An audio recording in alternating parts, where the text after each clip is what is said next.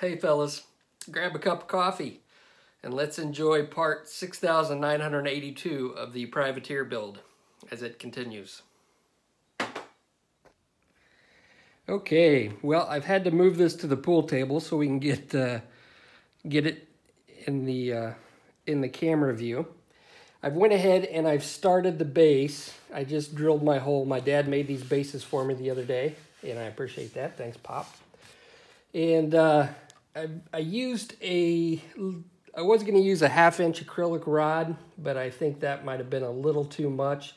So I went a size down. I think it's 3/16 maybe. I'm not sure, but it's a size down, but it's plenty strong enough to hold this thing up.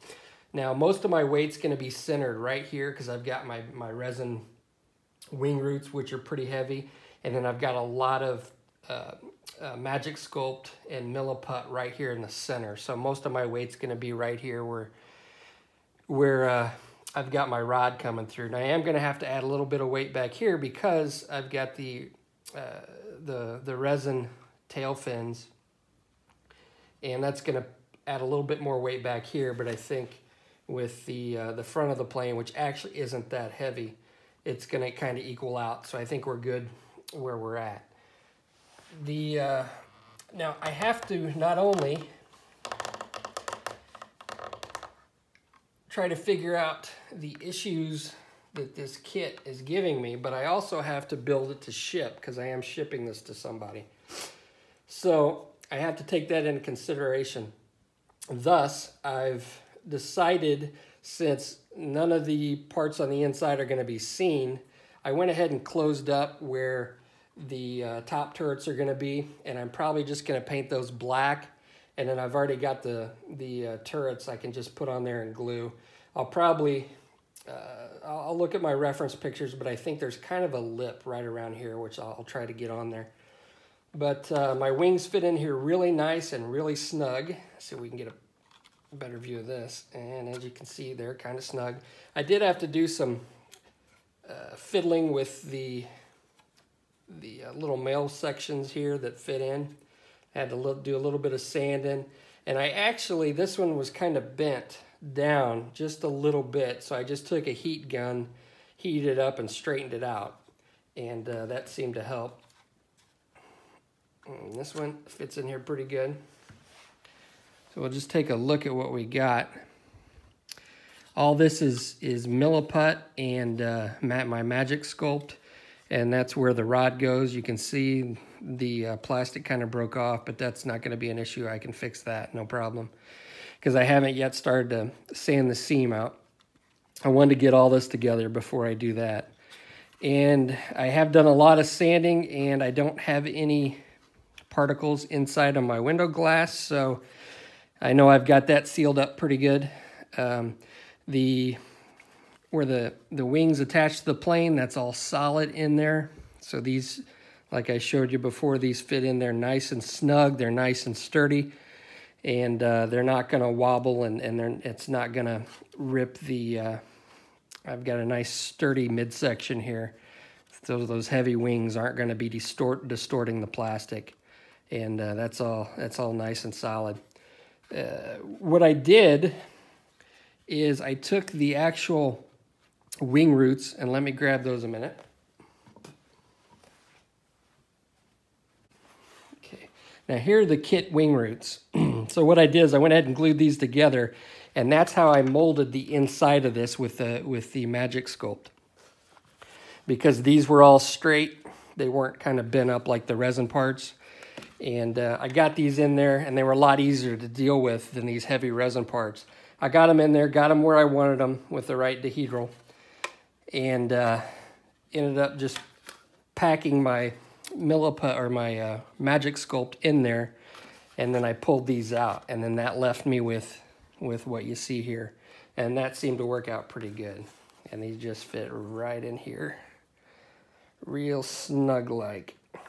Now, there is a big space right in here, and I was hoping to be able to ship this with the wings off, and I was hoping to paint it with the wings off and then ship it with the wings off. But with that big gap in there, I'm going to have to do something with that. So I'm going to have to put it all together before I ship it. But, you know, is what it is, just another challenge. But these fit in there nice and snug, and it's a nice, solid, heavy chunk of plastic and putty. And so what I'm going to work on now is I'm going to work on getting the front attached and get this section all filled in up here.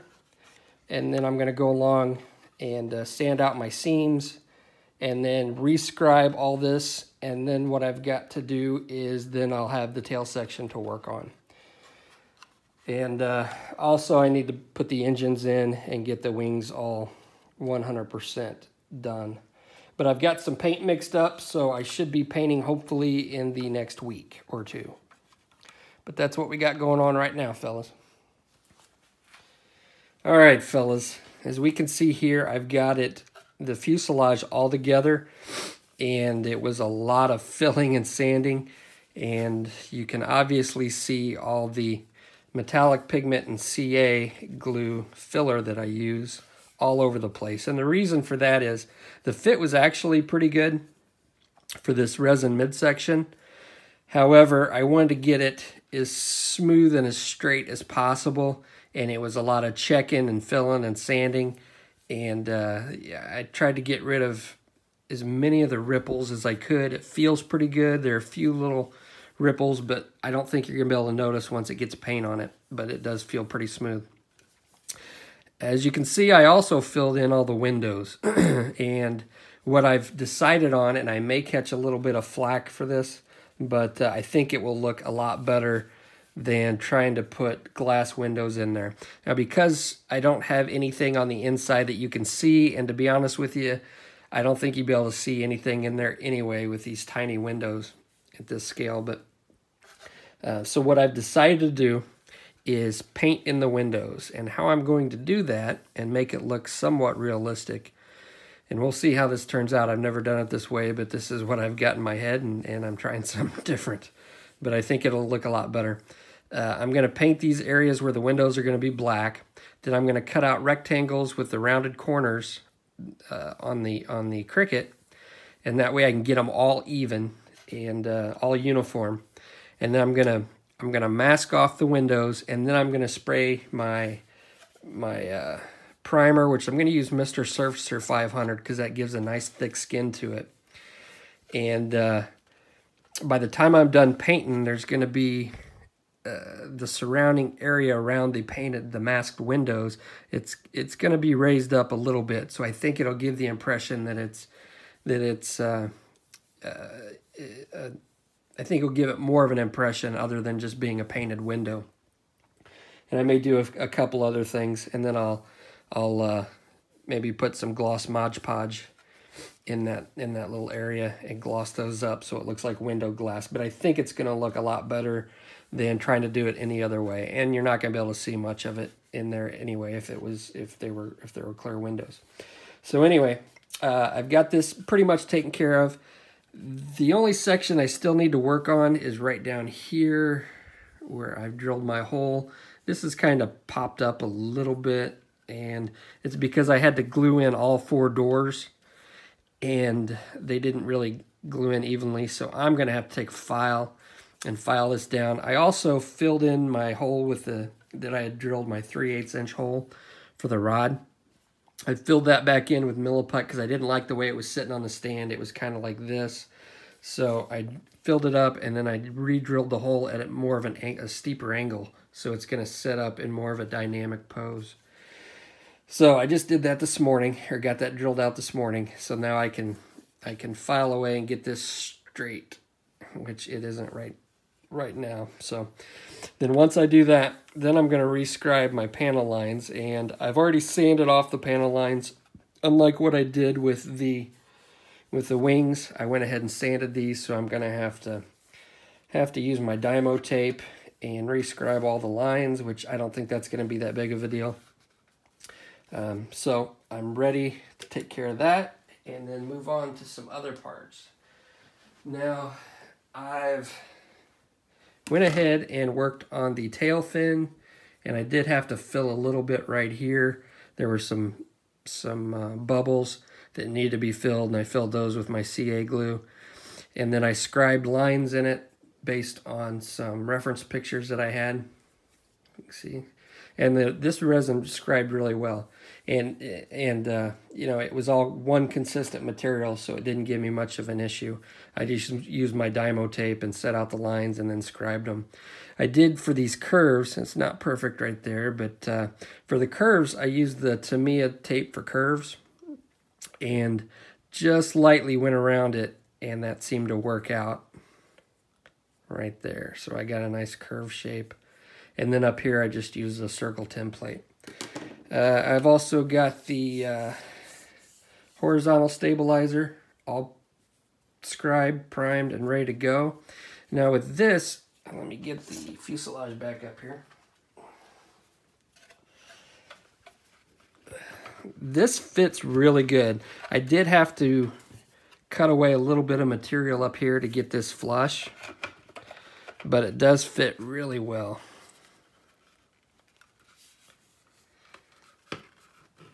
Trying to get this bad boy in the shot of the camera. So that fits up really nicely. And then I got to working on the rear turret.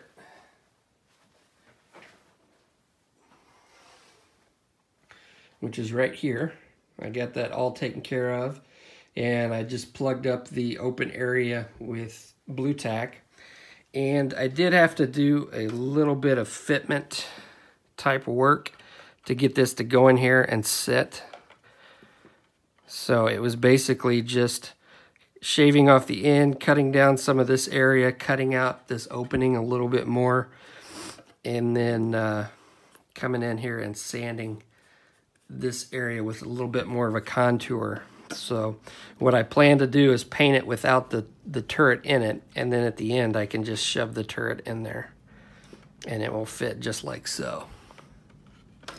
So I've got that taken care of, and that was a big thing.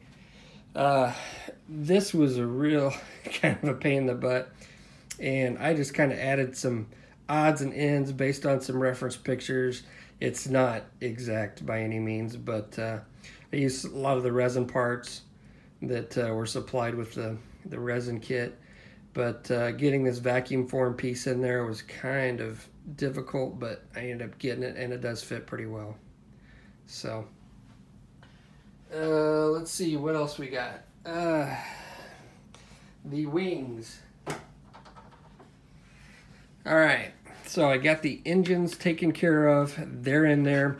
Basically what I did is I took some blue tack and put it on the back of the engines, stuck it up against this back part, and ended up getting them all aligned and all straight. And then I went in with some CA glue, tacked them into place.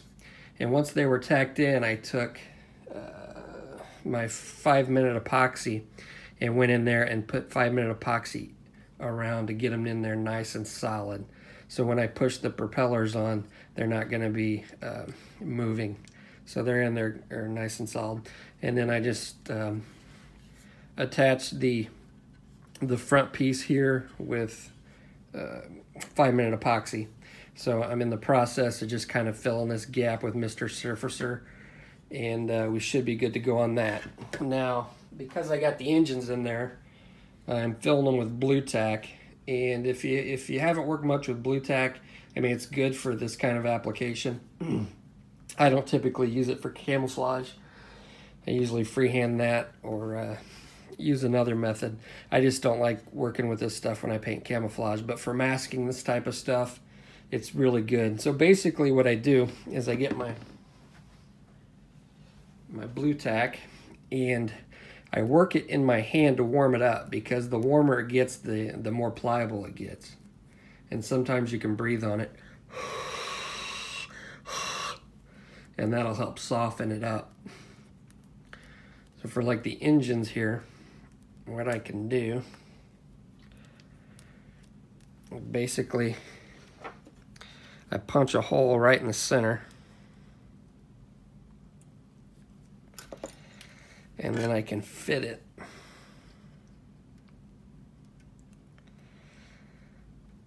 on my engine,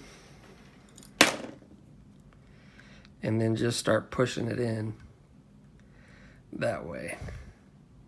and that's going to mask off my engine. Now I am going to have to come in here and touch up, and but that's not going to be an issue. So that's basically how I'm masking the engines up. And once I get that done, then I can I'll finish taking care of the seam around here, and then I'll prime this area, and I should be good to go with the wings. For the gap on the fuselage, when I put this in here, if you saw in the other part of the earlier part of this video, I got that big gap, and I think what I'm gonna do is once I get this all ready to go, all re-scribed and primed, I'm gonna go ahead and 5-minute epoxy the wings in, and then I'm gonna take my Magic Sculpt, because it's water-based, and I'm gonna go in there and I'm gonna fill those gaps in with the Magic Sculpt, and while it's wet, shape it so I don't have to do any sanding on it. And that's going to do two things. It's going to fill that gap, and it's also going to reinforce this wing join. So when I ship it, hopefully it'll give it a little bit more of a bite to hold on to than just this area right here and right here that are going to be glued. So there is going to be a little bit more tooth when this attaches to the wing with that Magic Sculpt. So that's where I'm at. Okay, so I'm taking this slowly, but I'm putting the panel lines in, and I'm doing this slightly differently than what I did with the wings. Now, with the fuselage, I have sanded off all the raised panel lines. So I'm kind of using, I guess because this is kind of a metallic plastic, you can still see where the panel lines are, even though there's no raised detail.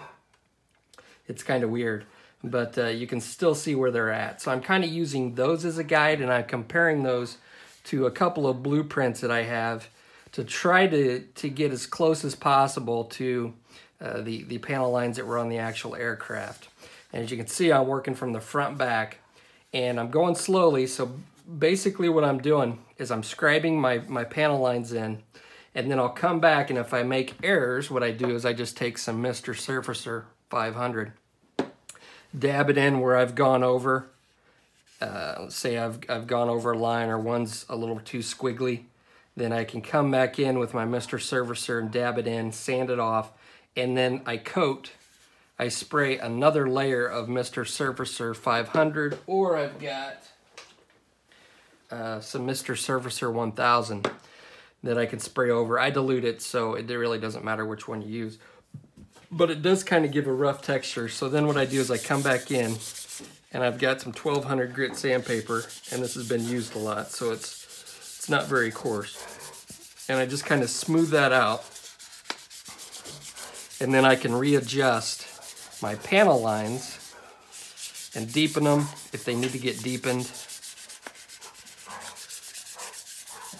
So let's see, let me get a rag, wipe this off.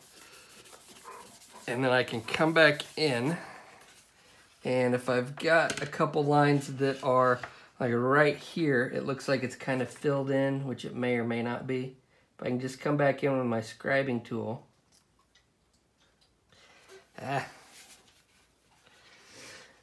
And this area right here has got the metallic pigment and CA. So it's a little bit different.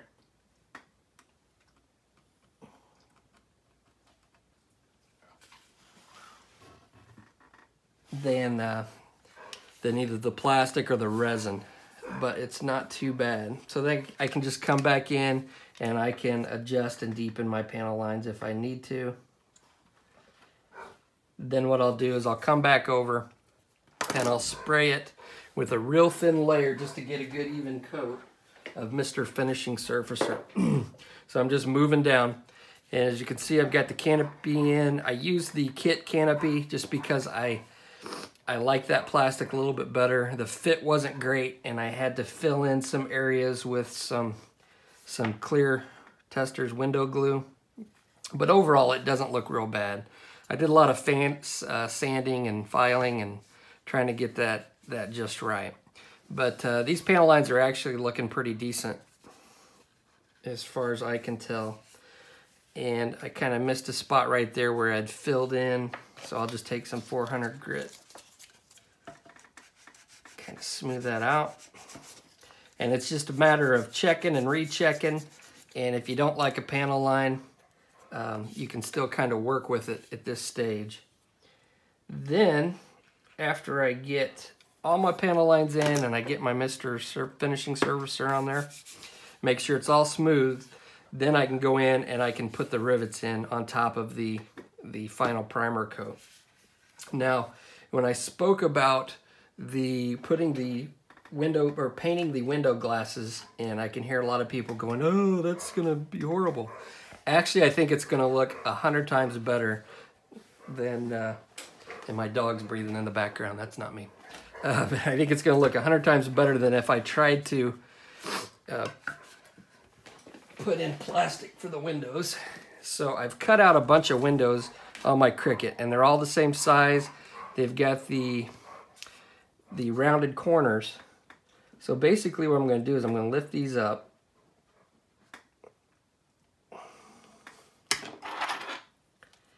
Get in there, kind of stuck to this. So I've just got these initial masks on here just so I can know exactly where the windows are going to be. So what I'm going to do is I'm going to come back in before I put the final primer coat on, and I'm going to paint this area black, a gloss black, and then I'm going to put new masks on here, just like so, and cover that area where it's black. And then when I get all my coats of paint on there, there should be a slight step from the paint to the window. And I think that's going to kind of give that illusion that it's inset slightly and that it's an actual window. And I think it's going to look a lot better because then they're all going to be uniform. Go ahead and peel this off, because the next stage here I'm going to be painting black. But all these are going to be nice and uniform, and they're all going to look the way they should. I had to lift that up because, yeah, it kind of looks bad there, but you guys are going to think I'm a liar. If it turns out to look crappy, then you guys can yell at me at the end, but I think this is going to look a ton better than if I just tried to put the plastic in the holes. So, and from 3 feet away, you're not going to be able to, I don't think, if everything works out right, I don't think you're going to be able to tell that those aren't actual windows. So that's my plan anyway. And so I'm going to carry on with this. And I think the next video will be of me starting to paint. Hip, hip, hooray, yay. So I'm going to keep working at this. There's a few other areas I need to take care of and fill in, like right down here. This line kind of got wonky on me, so I'm going to have to take care of that. But other than that, I am getting close. Catch you on the next video.